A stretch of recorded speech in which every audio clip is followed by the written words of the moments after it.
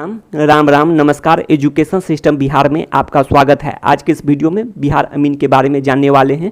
इस वीडियो का मुख्य उद्देश्य है सभी कन्फ्यूजन का अंत एकमात्र वीडियो में, इसीलिए आप लोग इस वीडियो को अंत तक देखें। यह वीडियो आप लोगों के लिए काफ़ी महत्वपूर्ण होने वाला है और इस वीडियो में बात करने वाले हैं वीडियो के लास्ट में आखिर रिजल्ट कब तक जारी होगा इस पर भी बात करेंगे। सबसे पहले देखने वाले हैं कि केस की जानकारी, ये भी देखने वाले हैं इस वीडियो में। क्या है नियमावली, बिहार गजट क्या कहता है, इस पर भी बात करने वाले हैं। और जिसके पास तकनीकी योग्यता अर्हता सर्टिफिकेट नहीं है उसका क्या होगा, इस पर भी बात करने वाले हैं। और सबसे ज़रूरी बात यह है कि अनुभव के बारे में जानने वाले हैं। जिसके पास अनुभव नहीं है और संपुष्टि की बात की गई है, संपुष्टि को समझना बहुत ज़रूरी है, जो कि वीडियो में देखने वाले हैं। संपुष्टि, अगर आप लोगों के पास अनुभव नहीं है तो संपुष्टि के बारे में जानना बहुत ज़रूरी है, तो ये भी बात करने वाले हैं। और इससे पहले जो कि प्रीवियस वीडियो में बात कर चुके हैं, counselling, interview, cut off, merit list और बिहार अमीन बनने के लिए क्या क्या होना चाहिए, अर्हता, योग्यता, इस पर बात कर चुके हैं। उसको सबसे पहले देख लेते हैं, जो कि प्रीवियस वीडियो का ही है। अगर आप लोग नहीं देखे होंगे तो ये वीडियो में देख लेते हैं सबसे पहले, और आप लोग स्किप करके भी देख सकते हैं यदि देख चुके होंगे तो। और इस वीडियो में ही नियमावली के बारे में भी बात करने वाले हैं। और उससे पहले बात कर लेते हैं कि जो 721 पोस्ट के लिए पहले एग्ज़ाम परीक्षा हुआ था, जिसमें से 3 अभ्यर्थी ही सफल हुए थे क्योंकि उसके पास डॉक्यूमेंट सही था, 3 ही अभ्यर्थी, इस पर भी बात करने वाले हैं। तो इसीलिए आप लोग वीडियो में बने रहें और वीडियो को अंत तक देखें। तो आइए वीडियो को शुरू करते हैं। सबसे पहले प्रीवियस वीडियो का ही कुछ देख लेते हैं अंश, उसके बाद बात करेंगे इस वीडियो में। तो अंश में ही देख लीजिए आप लोग, पहले ये देखे होंगे आप लोग ये वीडियो, तो इसी में देख लेते हैं। आप लोग ज़रूरी बातें वीडियो को पॉज करके भी पढ़ सकते हैं इन सभी बातों को। हाँ, यही देखें आप लोग, 3 स्टेप के बारे में बताए थे यहाँ पर। प्री, इसमें यह बताए हुए थे, इसको आप लोग प्री की तरह मानकर चल सकते हैं, जिसमें इंटर के मार्क्स और प्लस एक्सपीरियंस के आधार पर ये बताए हुए थे। ठीक है, आप लोग जानते भी होंगे। तो इसी आधार पर शॉर्ट लिस्टेड हुआ था। और अभी कुछ दिन पहले, कुछ दिन क्या, कल का वीडियो ही बताए हुए थे, जिसमें यह मामला प्रकाश में आया हुआ था हाई कोर्ट का, जिसमें यह बताया गया था कि जिसके पास तकनीकी योग्यता नहीं है उसका भी चयन हो गया है, और जिसके पास तकनीकी योग्यता था उसका चयन नहीं हुआ है, शॉर्ट लिस्टेड नहीं किया गया है, और आप लोग जिसके आधार पर परीक्षा दिए हैं। तो वही बातें हैं जो कि पिछले वीडियो में बात कर चुके हैं, इसलिए इस वीडियो में विस्तार से नहीं बात कर सकते हैं। और इसके लिए 4 सप्ताह का समय दिया गया था इसके जवाब के लिए। ठीक है, तो ये बातें प्रीवियस वीडियो में कर चुके हैं। तो 4 सप्ताह का समय दिया गया है। और इंटरमीडिएट मार्क्स और एक्सपीरियंस, तो इसका क्या मतलब बनता है, तो इसका मतलब यही बनेगा कि शॉर्ट लिस्टेड इस आधार पर हुआ है, इसी आधार पर। और उन लोगों का मार्क्स कम होगा इंटर में तो नहीं हुआ, या फिर अनुभव भी होगा, मार्क्स कम होगा इंटर में तो नहीं हुआ होगा चयन। तो यही बात है, और जिसके आधार पर वे लोग परीक्षा नहीं दे पाए होंगे। और दूसरा कारण यह होता है कि क्यों तकनीकी योग्यता जो सर्टिफिकेट है, तकनीकी योग्यता सर्टिफिकेट, उसको हटाने का मेन उद्देश्य ये भी हो सकता है कि 3 कैंडिडेट ही प्रीवियस जो इससे पहले परीक्षा हुआ है उसमें चयन हुआ था, 3 अभ्यर्थी का ही अंतिम रूप से फाइनल सिलेक्शन में, क्योंकि डॉक्यूमेंट ही सही नहीं था अधिकतर का, ये सामने आता है। फॉन्ट 3 का ही सही था, एक तरह से ये मान कर चल सकते हैं। तो ये भी बातें हो सकती हैं, तो इसीलिए बात कर रहे हैं। उसके बाद तीसरा कारण यह भी हो सकता है कि ट्रेनिंग का प्रोग्राम दिया जा सकता है, जवाब के लिए बता रहे हैं। एक है कि शॉर्ट लिस्टेड के लिए इंटर के आधार पर और एक्सपीरियंस अनुभव के आधार पर, और दूसरा कारण भी बता दिए हैं। और तीसरा कारण ये हो सकता है कि उन लोगों को ट्रेनिंग दिया जाए, जो चयन हो गया हो, अनुभव नहीं हो तो ट्रेनिंग दिया जाए। तो ये भी हो सकता है, क्योंकि तकनीकी योग्यता सर्टिफिकेट का बात किया गया तो 3 का ही चयन हुआ था। तो ये बातें हो सकती हैं। तो इसीलिए अब तो जैसा कि इस वीडियो में ही देख लेते हैं एक बार अर्हता क्या था। तो अर्हता देखने के बाद आप लोग समझ जाएंगे कि आप लोग योग्य हैं या नहीं हैं। तो आप लोग को अर्हता देख लेनी चाहिए सबसे पहले, और उसके बाद किसी भी बात पर अब ध्यान नहीं देना है। परीक्षा तो हो ही गया है, अर्हता देख लें, आप लोग निश्चिंत हो जाएंगे। एक तरह से समझ सकते हैं यदि अधिक मार्क्स हैं तो आप लोगों की नौकरी पक्की होगी, तो इसमें कोई संदेह की कोई बात है नहीं। तो आगे देख लेते हैं। इसमें आप लोग वीडियो को पॉज करके इन सभी बातों को पढ़ सकते हैं। ये कट ऑफ के लिए बताया गया था कि 75% मार्क्स। एक और वीडियो बता सकते हैं कट ऑफ के लिए, जिसमें कि दूसरे जो परीक्षा हुए हैं उसका भी देख लेंगे, उदाहरण के तौर पर देख लेंगे, तो दूसरा वीडियो होगा इसके लिए। लेकिन 75% मार्क्स अच्छे अंक माने जाते हैं, इस आधार पर बताए हुए थे। और ये भी सभी कारण बता दिए थे कि दोनों विषयों में अलग अलग आवश्यक है पास करना। सभी कारण आप लोग वीडियो को पॉज करके पढ़ सकते हैं इन सभी बातों को, तो पढ़ लें क्योंकि ये सभी बातें कर चुके हैं।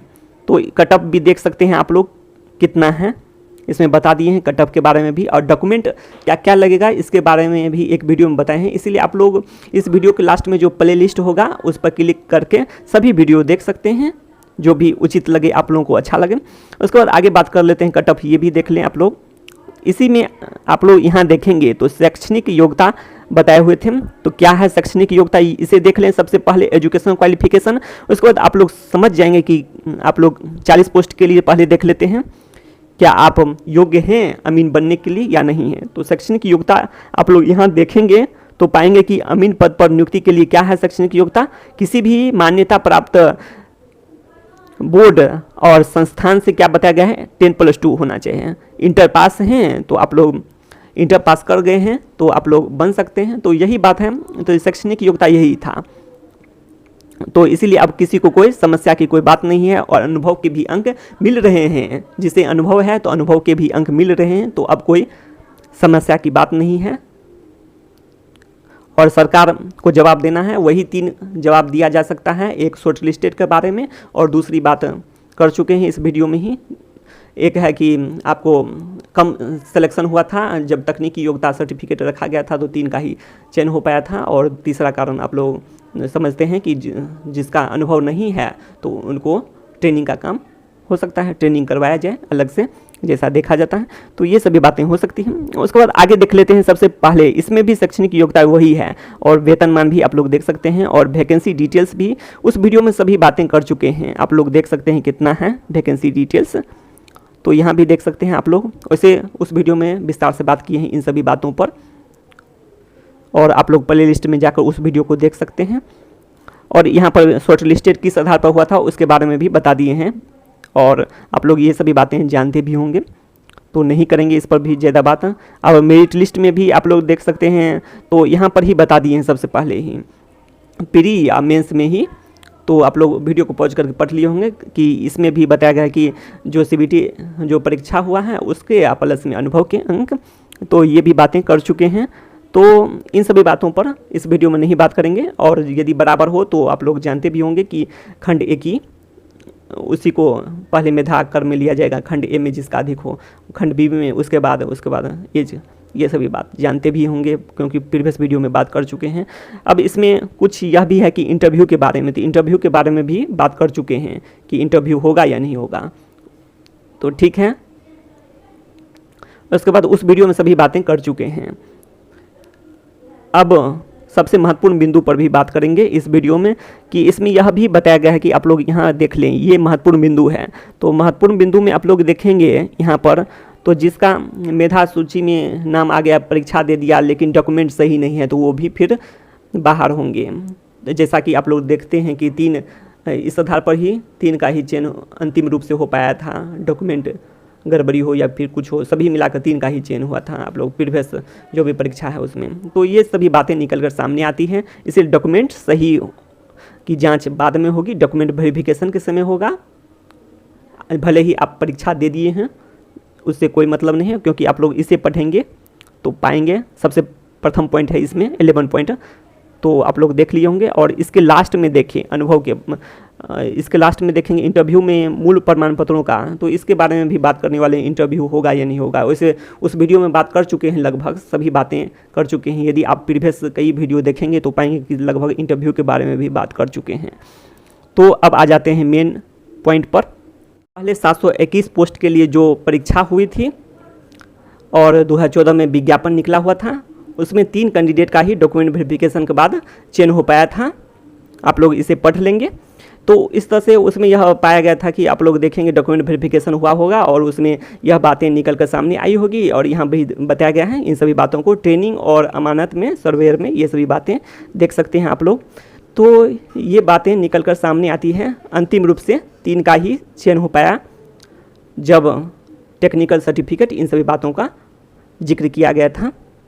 अब बातें कर लेते हैं इसमें नियमावली 2013। तो नियमावली 2013 में यह बताया गया है कि आप लोग पढ़ेंगे 6 का थर्ड पॉइंट, तो इसमें यह बताया गया है कि 10+2 इंटर या फिर इसके समकक्ष इक्विवेलेंट। उसके बाद ये देख लेते हैं, इसमें अमानत की डिग्री की भी बात की गई है और ITI से सर्वेयर के बारे में नियमावली और बिहार गजट का, अर्थात 2013 नियमावली और बिहार गजट में। तो ये बातें निकल कर सामने आती हैं, लेकिन आप लोग इसे विज्ञापन में पढ़ेंगे अर्हता में, तो अर्हता में यह सिर्फ बताया गया है कि इंटर पास होना चाहिए और समकक्ष।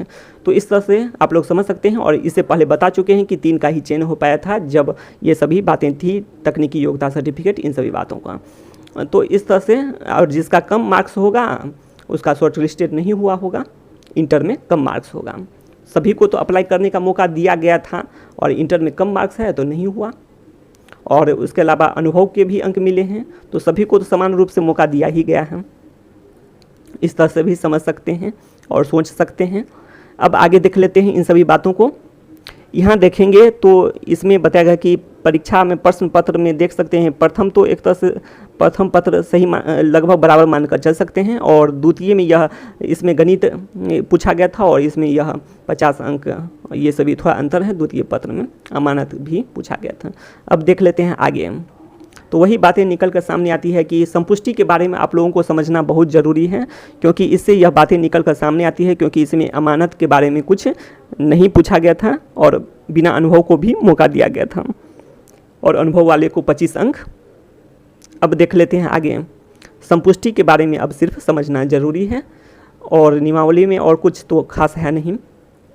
तो यहाँ देख लेते हैं, और यहाँ देखेंगे आप लोग, तो यहाँ देखेंगे तो प्रशिक्षण में संपुष्टि, हाँ 11 पॉइंट में, तो 11 पॉइंट में संपुष्टि के बारे में बताया गया है, जिसे आप लोग पढ़ सकते हैं। यही आप लोगों के लिए भी काफ़ी महत्वपूर्ण है, जिसके पास अनुभव नहीं है, योग्यता अर्थात आप लोग इंटरमीडिएट मार्क्स के आधार पर, इंटर के मार्क्स के आधार पर आपका शॉर्ट लिस्टेड हुआ और परीक्षा दिए और इसमें भी ज़्यादा मार्क्स ले आए, तो उन लोगों को ये बातें समझना ज़रूरी है कि आपको क्या होगा।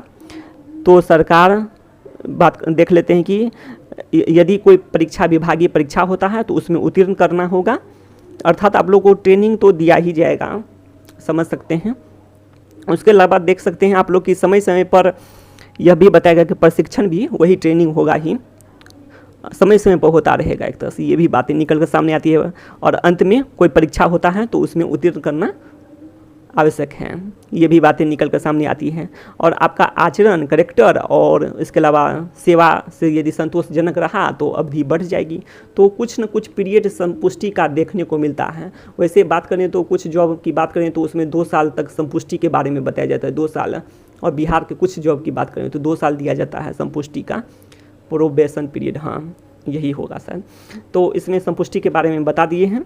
तो ये सभी बातें निकल कर सामने आती है, आप लोगों के अनुभव नहीं है तो ये सभी बातें जाननी जरूरी है। तो लास्ट में कंक्लूजन पर बात कर लेते हैं एक बार। जैसा कि अर्हता योग्यता के बारे में इस वीडियो में बता चुके हैं, क्या होना चाहिए शैक्षणिक योग्यता, और इंटर या फिर इसके समकक्ष इक्विवेलेंट जिसके आधार पर आप लोग अप्लाई किए हैं, और आप लोगों के पास अनुभव है या नहीं है, आप लोग अमीन बनने के लिए योग्य हैं, ये भी बातें अब सामने आ चुकी हैं इस वीडियो को देखने के बाद। उसके बाद इस पर भी बात किए हुए हैं कि संपुष्टि के बारे में भी, इससे यह बातें स्पष्ट होती है जिसके पास अनुभव नहीं है उसे अलग से ट्रेनिंग दिया जाए, सरकार द्वारा अलग से ट्रेनिंग दिया जा सकता है, और जिसका चयन हो गया है और अनुभव नहीं है तो अलग से ट्रेनिंग दिया जा सकता है। और यह कारण तब उठता है क्योंकि प्रीवियस जो भी परीक्षा हुए हैं 721 पोस्ट के लिए, उसमें से 3 का ही चयन हो पाया था डॉक्यूमेंट वेरिफिकेशन के बाद, जिस समय तकनीकी योग्यता अर्हता अनिवार्य था। तो ये बातें अब साबित हो चुकी हैं। तो इन सभी बातों को देखते हुए अब कह सकते हैं जो भी इंटर पास हैं और शॉर्ट लिस्टेड हुए हैं, परीक्षा दिए हैं, अधिक मार्क्स लाएंगे तो उन सभी की नौकरी पक्की हो सकती है। अब आगे बात कर लेते हैं, आखिर रिजल्ट कब जारी हो सकता है। बहुत सारे अभ्यर्थियों का यह क्वेश्चन होता है, आखिर रिजल्ट कब जारी हो सकता है, कब जारी होगा, तो ये सभी पूछे जाते हैं। तो इसका कोई सटीक जवाब नहीं दिया जा सकता है। जब तक कोई ऑफिशियल जानकारी नहीं दी जा सकती है तब तक कोई भी रिजल्ट के बारे में जानकारी नहीं दिया जा सकता है सटीक, लेकिन अनुमान लगाया जा सकता है। जैसा कि बोर्ड का रिकॉर्ड है, प्रीवियस रिकॉर्ड, उसको देखते हुए अनुमान लगाया जा सकता है।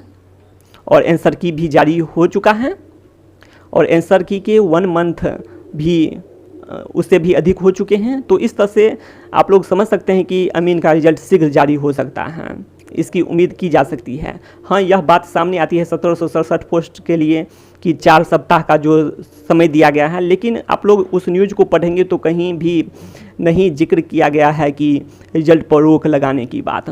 तो ये भी बात है। तो ऐसे में अनुमान आप लोग उम्मीद रख सकते हैं कि रिजल्ट शीघ्र जारी हो, ये उम्मीद की जा सकती है। और रिकॉर्ड के रूप में आप लोग इसे भी देख सकते हैं, जो भी एडमिशन संबंधी एग्ज़ाम हुआ है, जैसे कि आप लोग बहुत सारे जैसे पॉलिटेक्निक, मेडिकल, उसके बाद पैरामेडिकल, उसके बाद इंजीनियरिंग, ये सभी का जो काउंसलिंग हुआ हो या फिर बात करें परीक्षा, तो ये सब का रिजल्ट या काउंसलिंग ये प्रक्रिया जल्दी हो जाता है। तो इस तरह से भी आप लोग सोच सकते हैं कि ये सभी बातें जल्दी हो सकती है, शीघ्र जारी हो सकता है। लेकिन जब तक ऑफिशियल जानकारी न हो तब तक सटीक रूप से नहीं कहा जा सकता।